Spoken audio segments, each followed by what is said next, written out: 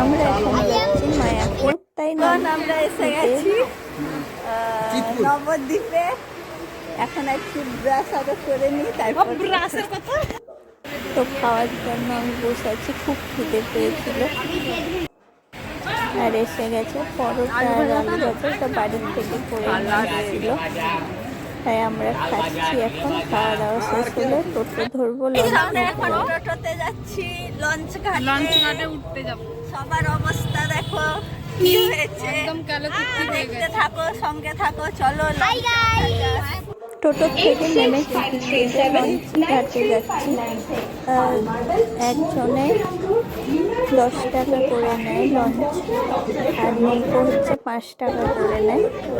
আর এখানে দেখতে পাচ্ছ একটা লঞ্চে সব অনেকেই ভর্তি হয়ে গেছে, তাই ওই লঞ্চটাই যেতে পারবো না, ওটা ছেড়ে দিচ্ছে। এখন ওয়েট করতে হবে অন্য একটা লঞ্চের জন্য।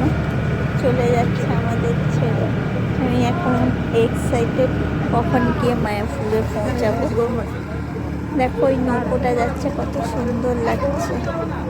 আমার তো খুবই ইচ্ছে ছিল নৌকোতে যাওয়া, বাট যাওয়া গেল না, বাচ্চারা আছে আর সবাই ক্লান্ত, তাই দাঁড়িয়ে দাঁড়িয়ে যাওয়া যাবে না। আমরা চলে এসেছি মায়াপুর যাওয়ার জন্য নবদ্বীপ ঘাটে। দেখতেই পাচ্ছ পেছনে নৌকো, তো চলো দেখা যাচ্ছে। পেছনে মায়াপুর দেখা যাচ্ছে, এই লঞ্চ এসে গেছে। এবার আমরা উঠে পড়বো পুশ করে সবাই মিলে মায়াপুর উদ্দেশ্যে।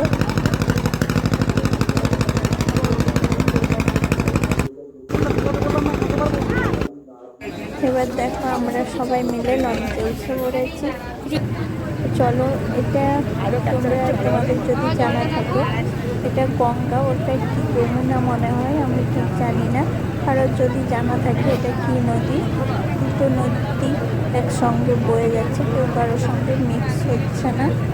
কমেন্ট করে জানিয়ে এটা কি নদী। ওটা গঙ্গা মনে হয়, যমুনা, বা আমি হয়তো ভুলও বলতে পারি।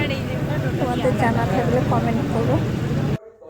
বন্ধুরা, আমরা এখন যাচ্ছি খাবার খাওয়ার জন্য। এই যে দেখতে পাচ্ছ সবাই, হ্যাঁ চলো যাওয়া যায়।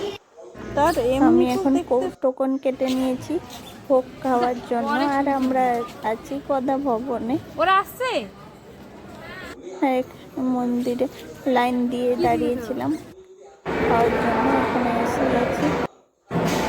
যে দেখতেই পাচ্ছ সবাই বসে খাওয়া দাওয়া করছে, আমিও বসে পড়লাম, সবাই মিলে বসে পড়লাম খেতে।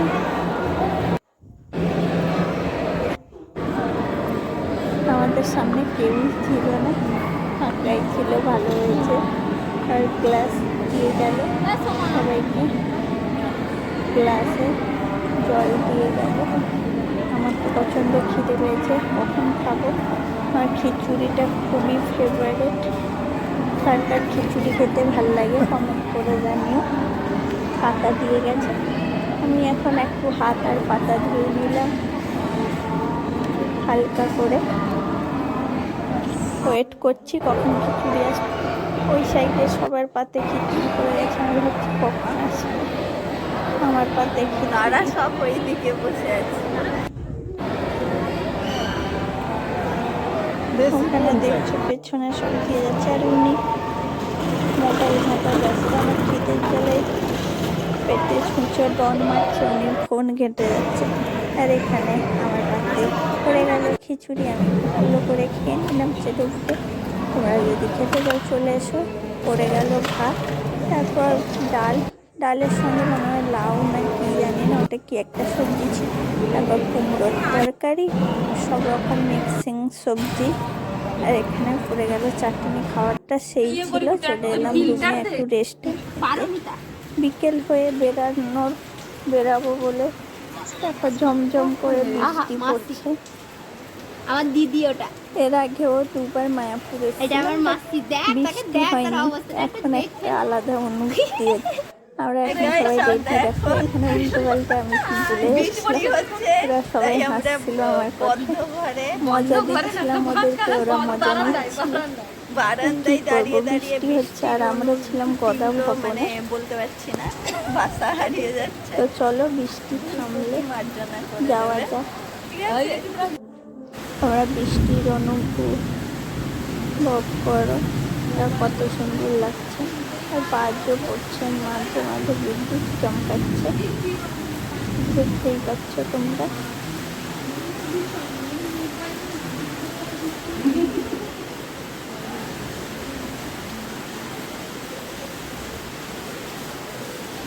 এবার আমরা চলে এসেছি শান্তি, এখানে কীর্তন হচ্ছে।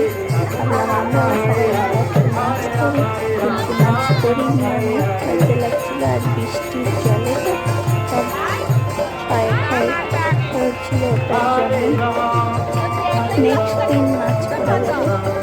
দেখাবো।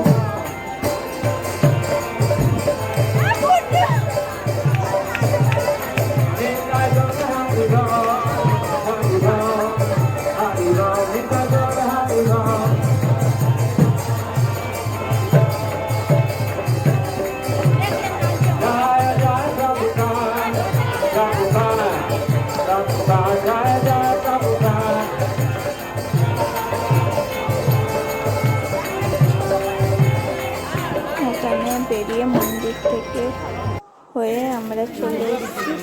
এখন যাচ্ছি খাওয়া দাওয়া শেষ করে রুমে।